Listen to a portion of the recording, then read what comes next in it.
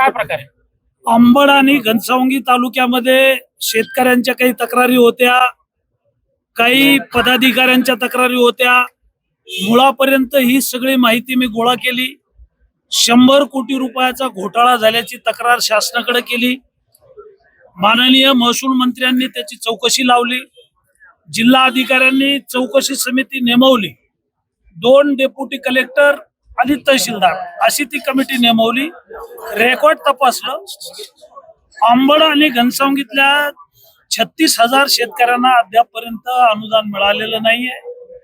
या 36,000 शेतकऱ्यांना जे अनुदान मिळायचं ते अनुदान बीड जिल्ह्यामध्ये गेलं आणि ते अनुदान अहिल्यानगर जिल्ह्यात गेलं. 24 कोटी रुपये गेले. हे बोगस लाभार्थी तयार केले, बोगस याद्या तयार केल्या.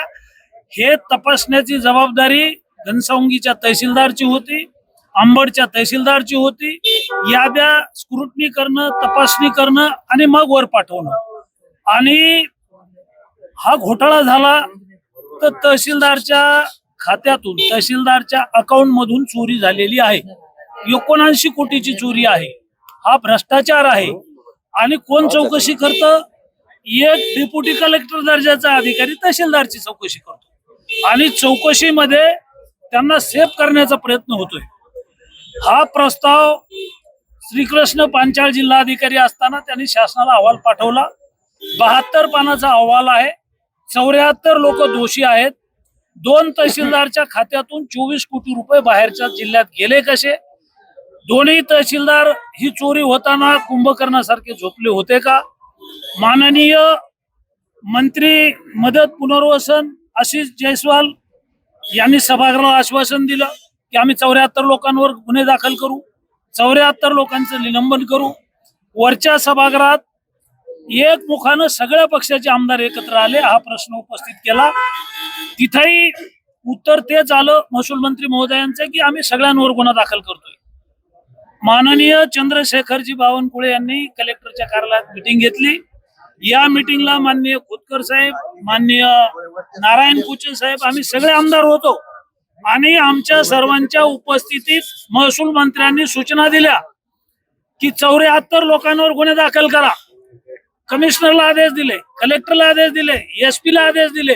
आणि एवढंही सांगितलं की आमदार, खासदार, मंत्री कोणाचाही फोन आला तरी ऐकायचं नाही, गुन्हे दाखल करा. SP न होय म्हणून सांगितलं, कलेक्टरनं होय म्हणून सांगितलं. 74 लोक जर दोषी नसतील त्याच्यात कोणी तर ते पोलीस तपासात सुटतील. पण आता जर त्यांच्यावर FR होत नसेल, विभागीय चौकशी चालू आहे, त्याची कारवाई होणारच, निलंबन होणारच. पण फौजदारी गुन्हा तुम्ही तलाट्यावर करता, फौजदारी गुन्हा तुम्ही ग्रामसेवक करता, कृषी सहाय्यकावर करता. मग फौजदारी गुन्हे ज्या मुख्य आरोपी तहसीलदार घनसावंगी, तहसीलदार अंबड यांच्यावर का कारवाई होत नाही? तर मी कलेक्टरच्या विरोधात हक्कभंग आणणार आहे. नेमकं या 74 जणांपैकी फक्त 28 जणांवर कारवाई झालेली, मग बाकीच्या लोकांना अभय कोण देतंय? मी आपल्याला तेच सांगितलंय की काही लोकांना याच्यातून वगळलेलं आहे आणि काही लोकांवर कारवाई झालेली आहे. मुख्य आरोपी आहेत त्याच्यात अंबड आणि घनसावंगीचे 2 तहसीलदार, त्यांच्यावर कारवाई झाली पाहिजे. त्याच्या संदर्भातला हक्कभंग विधानसभेत येईल. पालकमंत्री आहात, तुम्ही जर अशी परिस्थिती प्रश्न उपस्थित करायला लागले तर आम्ही बाकीचा हातबल आहोत. हे बघा, सत्ताधारी पक्षाचे लोक माझे जर